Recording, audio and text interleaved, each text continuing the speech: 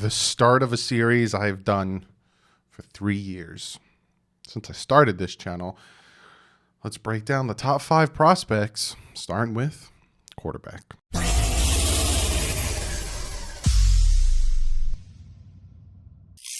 What is up, Finn fans? Yes, I've been doing this series since I started the channel. And what it is I look at every single position, whether the Dolphins have a need at that position or whether they don't have a need at that position. And I break down, in my opinion, what the top 5 prospects are in that position, going from 5 to 1, 5 being, 1 being he's the best at that position. Before we jump into that, got to shout my guys out at patchvibes.com. Be sure to go over there. Use the promo code DDW. You get yourself 20% off some fantastic stuff. They got pins, they got patches, they got t-shirts, they got all this great stuff over there. Be sure to go over, check it out. Use the promo code DDW. You get yourself 20% off. So let's jump into this. No farting around. Normally I give you this long spiel about stuff. I thank a bunch of people. This time we're going to jump right into it now. Like I said, 5 to 1, 5 being 5 and 1 being the best. And we're starting with quarterbacks. And 5 and 4 I had a hard time with. I'm looking at them right now. And even like right now, I'm sitting there and I'm like, do I want to put 4 at 5 or do I put like I kind of want to switch from 5 to 4. I'm gonna stick with it. I'm gonna stick with it. This was hard. This was a hard one. There's some good quarterbacks in this draft, but let's jump into this. Number 5 for me, quarterback, obviously. Trey Lance out of North Dakota, 6'4", 226 pounds. He had one good year, and that's my reasoning for putting him at 5. I'll go more in depth with, but it's the one good year, and it's how that one good year started. But let's talk about the positives. We're going to do positives, negatives for everyone. I'll give you a quick synopsis, right? He's got an explosive arm. He's got a ridiculously really good arm. He's got that build. He's got like a tight end style build. Big upper body. He's going to run through corners, and he's going to run past linebackers. Really good play there. Few bad decisions, no picks. 4 turnover-worthy plays in 2019. So he didn't do that bad there, and he attacks down the field. He loves to throw the ball down the field. 11.5 yards average depth on his target. So this kid has think of Josh Allen. That's kind of what I'd probably equate Trey Lance to. He's got the arm, he's got the physicality, he's got the athleticism, but it's the other things. It's the cons, right? He was a run first type quarterback, right? He did not have many anticipatory throws. He was more like, if it wasn't there, I'm running and I'm going. And that's kind of where, if you looked at Josh Allen's rookie year, that's kind of how he played, right? He has the weird throwing motion. He kind of has a dip in his throwing motion, and defenses recognize it very quickly. He averaged 18 pass attempts a game in 2019. 18 pass attempts a game in 2019. And that is why I have him at number 5. And you'll see who number 4 is. But that's the main reason. He has big accuracy and ball placement issues. Again, this guy, Trey Lance, really reminds me of Josh Allen, especially his rookie year. Josh Allen had really bad accuracy issues. Heck, before last year, he had horrible accuracy issues.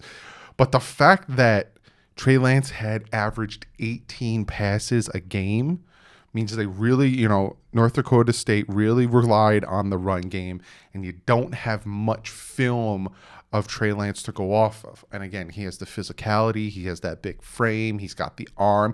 Accuracy issues is the problem, and that's why he's 5 for me versus who's going to be at 4. In 2019, he had a 90.7 PFF grade. All of these guys have really good PFF grades. There's a few that had a dip down that I'll talk about. But like I said, my biggest reason for keeping him at 5 is the accuracy issues and the limited pass attempts that he took. My number 4 quarterback. This one, he just had his pro day. I'll keep you in a little bit of suspense. Mac Jones. I didn't know what else to think of to try to like make you guys think, hey, what could he be? It's Mac Jones. Mac Jones is my number 4 quarterback on this list out of Alabama. 6'3", 214 pounds, redshirt junior. He had a great understanding of this offense and this style of offense. A lot of people call Alabama's offense a pro-read offense. He had great timing on his throws. He's a guy who has great accuracy. He's kind of the flip of Trey Lance, right? Great accuracy, doesn't miss underneath throws, most accurate under 10 yards, calm in the pocket, especially under pressure.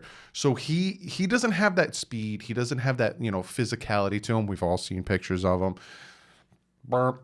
But he's got that. I'm not equating him to Peyton Manning, but think of Peyton Manning-esque, right? He's got the accuracy. He's got the underthrow accuracy. He has a great understanding of the offense. He's a smart kid. But here's the thing, right? He's got an okay arm. And I said this in a tweet, and I got a lot of flack for it because some people think that it equates to I like Tua, so I'm going to poo-poo on Mac Jones. No. And a lot of people have said this. He's got an okay arm.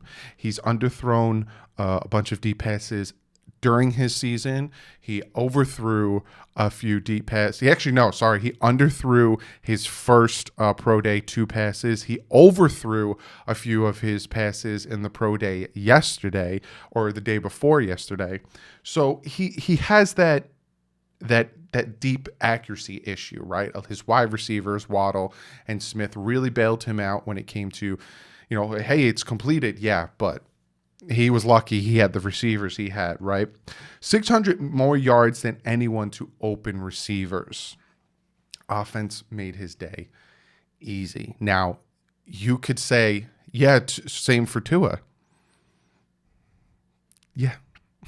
I don't know what you want me to say to that. Yeah, but I honestly think that Mac Jones' offense had a little bit more to it than Tua's offense. And he, if you look at the amount of tight passes he threw 44 passes in tight windows. So essentially meaning like the wide receiver had the corner on him. He had to fit that ball in there. He had to, pinpoint accuracy of that, really put a good touch on it, right? He's not mobile. He has no mobility. Again, think Peyton Manning. No mobility. And he had 1 year of elite play. This past year was it. If you look at 2019, he had a 78.7 PFF grade. This past year, a 95.8 PFF grade. So a big jump up in PFF grades. But again, you could say, well, Joe Burrow had 1 year, and I'll talk about that because a few of these quarterbacks on this list, him being one of them, they're 1 year wonders, right? They're one hit wonders, and you're wondering if they could do that in college. In the pros. And that was my thing with Joe Burrow. And that was the thing that made me hesitant about Joe Burrow is he only did it for 1 year. And you could say the same thing for Mac Jones. He only really did it for 1 year. But look at what Joe Burrow did, right? Like I said, 44 passes into tight windows for Mac Jones. Joe Burrow, 124. So the reason he's number 4 on my list and the reason he went above Trey Lance is his understanding of the offense, his accuracy, and his smarts. Those are kind of the things. It gave me a little bit of an edge. Plus the year he had last year compared to Trey Lance only having 18 passes per attempt, whereas Mac Jones was still putting up 4,000 yards and a ton of touchdowns. You know what I'm saying? That's what edged him from being 5 and up to 4 and Trey Lance being down. It was all about the productivity and all about I only had 18 passes per game from Trey Lance. So that's my number 4. Now my number 3, my number 2, and my number 1. You guys can probably guess my number 1, but let's not spoil it. My number 3, this one, just ran his pro day. Did fantastic, and that is Justin Fields, Ohio State quarterback, 6'3", 228 pounds. He's a junior. He ran a 4.44 at his pro day. It's pretty fast for a quarterback. He has great accuracy. He protects the football, doesn't really turn it over, doesn't really fumble. He's another guy kind of like Trey Lance, but better because he's going to run over the DBs, like I said, and he's going to outrun the linebackers. So he's going to use that speed to his advantage. He also is a downhill thrower. He's going to want to get that ball downfield. 69.9% of his yards were through the air. So this dude is going to be throwing that rock down the field. His his play speed is a little slow, and you'll see that, and that's kind of the thing that you hear a lot about when it comes to quarterbacks going into the NFL. And that was Tua's biggest issue last year, was his play speed was a little slow. There was a lot of times where Tua could have got the ball out quicker, plant the foot, get it out there instead of waiting and staring down receivers. So you'll see that with some of these rookies, and Justin Fields has that issue. But that was his issue in college.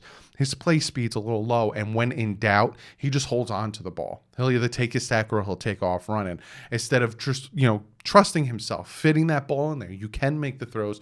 You've made them before. He has a problem with defense recognition and blitz pickup. It's another thing that Tua doesn't have a problem with that, but that's a thing that you need to work on coming into the pros, because these opposing defensive coordinators are going to throw different blitzes, looks at you. If you can't pick out cover 3, a cover 2, if you can't pick out all these defenses, you're going to have a hard time in the office. And his accuracy suffers on the move, which you wouldn't think would be a problem for a guy who runs 4.44 and just runs people over. But if he's in the pocket, he's great accuracy issue. Even if he runs out of the pocket and he plants his feet, he's got good accuracy. But on the move, that's where the problem comes in. He had, in 2020, a 93.5 PFF grade playing 8 games. And in 2019, he had a 91.5 PFF grade playing 14 games. Very talented. And a lot of these things could be worked on. A lot of these things can be taught throughout the training camp process, throughout possibly sitting behind a vet. Pick somebody. 49ers, Justin Fields. It's a possibility. Sitting behind Jimmy Garoppolo for a year or two. Atlanta Falcons. Sitting behind Matt Ryan for a year or two. Learning how to read a defense, pick up blitzes, trust yourself, pick up the speed of the game. And then all of a sudden, Justin Fields is a steal whenever they pick him up. So that's my number 3. Now we're down to the 2 and the 1. Now you guys probably already know what my 2 and 1 is. But some people have these 2 and 1 mixed. I've had a conversation with a few of you guys, and some of you guys have had these 2 and these 1s mixed. From me, like flipped it. But obviously my number 2 is Zach Wilson. He had a hell of a pro day, really boosted his stock draft. A lot of people see him going to the Jets. BYU quarterback. He's 6'3", 210 pounds junior. He has a great arm, great accuracy on every level, not even mids, shallows, deep. He's got great accuracy, great release. There's no wasted motion. Like I said with Trey Lance, he kind of has a little bit of a giddy up that the defense can pick up on. Not Zach Wilson. Got great release, great pocket mobility. He gets out of tight places, and you'll see that with certain quarterbacks, and they drive defensive ends nuts. You think you have that sack, you see, the defensive tackles crashing in, the ends coming around. There's this tight window, and you think, he's going to get sacked. And he does that side step where he steps up, he ducks down, gets through these little slivers, extends the play, gets the ball down the field. That's what Zach Wilson's good at. Here's his cons. He had all day behind the country's best offensive line. Some say it was like he was playing 7-on-7 out there. He never really had to deal with the pass rush in his face. That could be a problem if he goes to a team like the Jets. A lot of people thinking that the Jets and the offensive line isn't anywhere near what he had at BYU. And all of a sudden, he needs to have that mental clock be a lot quicker than it was having such elite offensive line in front of him. Could that mess up his game? Could that mess up his arm, accuracy and all that stuff? He doesn't always set his feet on his throws, which, again, college, that might work. The pros, got to set your feet. Because you sail that ball, or that ball's off by a little bit, you're going to get picked off by some of these elite corners in this league. And his injury limited his production his sophomore year. He had a shoulder and hand injury. So his PFF grade, his freshman year, 80.5. Again, his sophomore year, 76.2 because of the injury. And his last year, 95.4. Now, again, he had 95.4 PFF grade last year. A lot of people are saying, hey, he had one good year, one hit wonder like Joe Burrow. A little different because his freshman year, he did have some productivity and he did play well with an 80.5 PFF. And if you go watch the tape, he actually did play really well his freshman year. So Zach Wilson, whoever gets him, is getting a real good quarterback.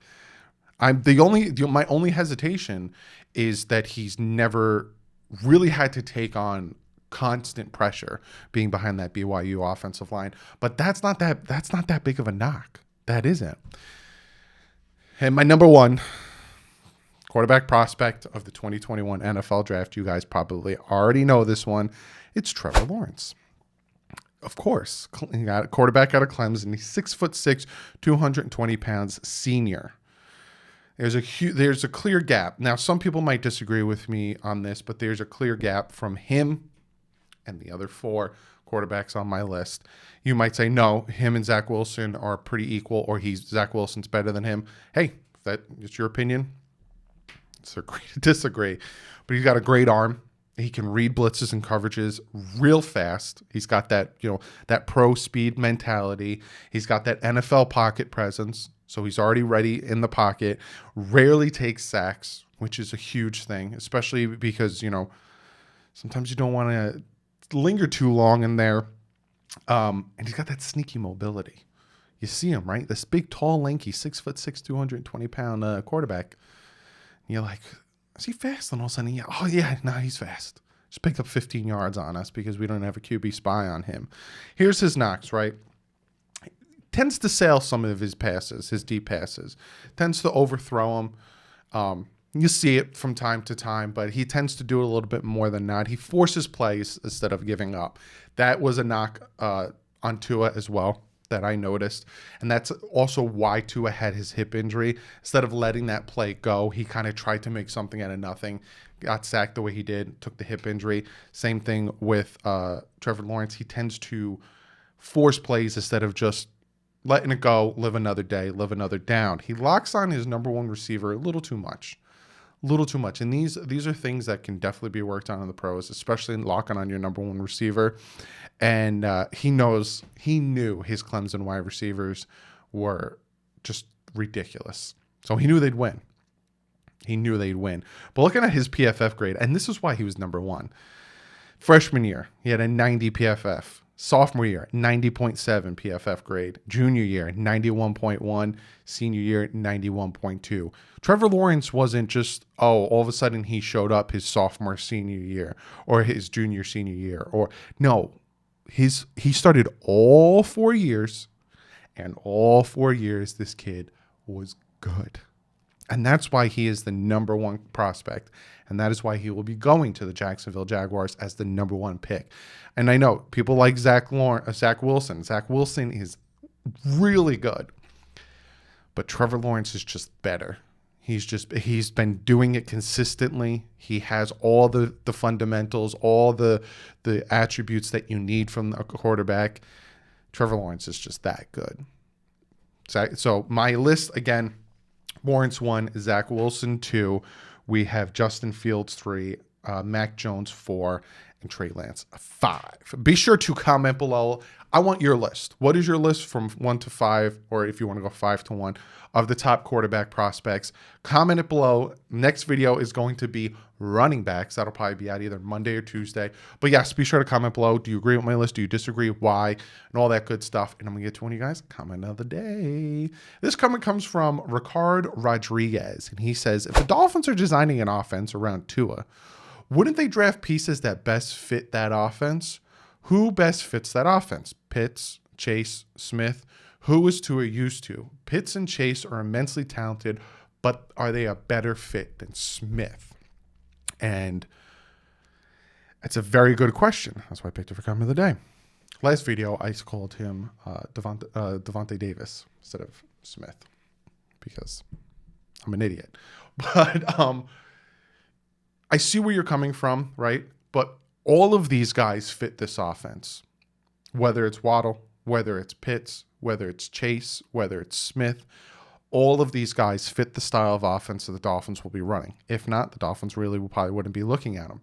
They all fit what Tua needs. Tua needs that type of guy that he could just get the ball to and he's going to catch it. Tua needs that type of guy who's going to get that separation that he needs from the corner. If you can run a slant route as good as you can, that's Tua's bread and butter. He loves throwing that slant routes. Oh, I'll get you the slant route, and then you'll get another 10, 15 yards afterwards. So I see where you're coming from, but I honestly think all four of these guys could fit into the offense that would benefit for Tua. Now, I see where you're coming from. Hey, why don't you bring in Smith, who him and Tua had a great relationship with, or why don't you bring in Waddle? Again, they had a great relationship with. Why would you go after Jamar Chase or Kyle Pitts, who Tua never played with? Because if they're better, they're better.